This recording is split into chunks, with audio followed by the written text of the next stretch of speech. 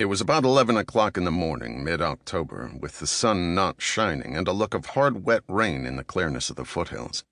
I was wearing my powder blue suit with dark blue shirt, tie, and display handkerchief, black brogues, black wool socks with dark blue clocks on them. I was neat, clean, shaved, and sober, and I didn't care who knew it. I was everything the well-dressed private detective ought to be. I was calling on $4 million. The main hallway of the Sternwood place was 2 stories high. Over the entrance doors, which would have let in a troop of Indian elephants, there was a broad stained glass panel showing a knight in dark armor rescuing a lady who was tied to a tree and didn't have any clothes on, but some very long and convenient hair.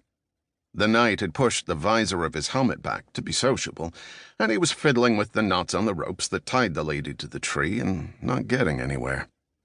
I stood there and thought that if I lived in the house, I would sooner or later have to climb up there and help him. He didn't seem to be really trying. There were French doors at the back of the hall, beyond them a wide sweep of emerald grass to a white garage, in front of which a slim, dark young chauffeur in shiny black leggings was dusting a maroon Packard convertible. Beyond the garage were some decorative trees trimmed as carefully as poodle dogs. Beyond them a large greenhouse with a domed roof.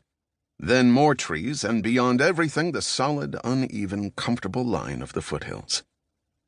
On the east side of the hall, a free staircase, tile-paved, rose to a gallery with a wrought iron railing and another piece of stained glass romance. Large hard chairs with rounded red plush seats were backed into the vacant spaces of the wall round about. They didn't look as if anybody had ever sat in them. In the middle of the west wall there was a big empty fireplace with a brass screen in 4 hinged panels, and over the fireplace a marble mantel with cupids at the corners. Above the mantel there was a large oil portrait, and above the portrait 2 bullet-torn or moth-eaten cavalry pennants crossed in a glass frame. The portrait was a stiffly posed job of an officer in full regimentals of about the time of the Mexican War. The officer had a neat black imperial, black mustachios, hot, hard, coal-black eyes, and the general look of a man it would pay to get along with. I thought this might be General Sternwood's grandfather. It could hardly be the general himself, even though I had heard he was pretty far gone in years to have a couple of daughters still in the dangerous 20s. I was still staring at the hot black eyes when a door opened far back under the stairs. It wasn't the butler coming back. It was a girl. She was 20 or so, small and delicately put together, but she looked durable. She wore pale blue slacks, and they looked well on her. She walked as if she were floating. Her hair was a fine tawny wave cut much shorter than the current fashion of pageboy tresses curled in at the bottom. Her eyes were slate gray, and had almost no expression when they looked at me. She came over near me and smiled with her mouth, and she had little sharp predatory teeth, as white as fresh orange pith and as shiny as porcelain. They glistened between her thin, too taut lips. Her face lacked color, and didn't look too healthy. "Tall, aren't you?" she said. I didn't mean to be. Her eyes rounded. She was puzzled. She was thinking.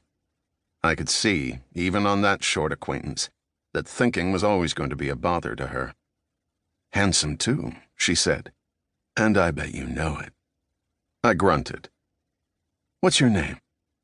"Riley," I said. "Doghouse Riley." "That's a funny name." She bit her lip and turned her head a little and looked at me along her eyes. Then she lowered her lashes until they almost cuddled her cheeks and slowly raised them again, like a theater curtain. I was to get to know that trick. That was supposed to make me roll over on my back with all 4 paws in the air. "Are you a prize fighter?" she asked, when I didn't. "Not exactly. I'm a sleuth." "A..." She tossed her head angrily, and the rich color of it glistened in the rather dim light of the big hall. "You're making fun of me." "What?" "Get on with you," I said. "You heard me." "You didn't say anything. You're just a big tease." She put a thumb up and bit it. It was a curiously shaped thumb, thin and narrow like an extra finger, with no curve in the first joint. She bit it and sucked it slowly, turning it around in her mouth like a baby with a comforter. "You're awfully tall," she said. Then she giggled with secret merriment.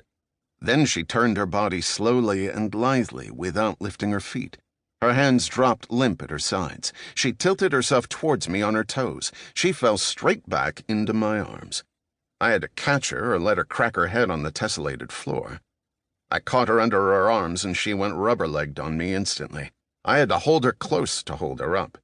When her head was against my chest, she screwed it around and giggled at me. "You're cute," she giggled. "I'm cute, too."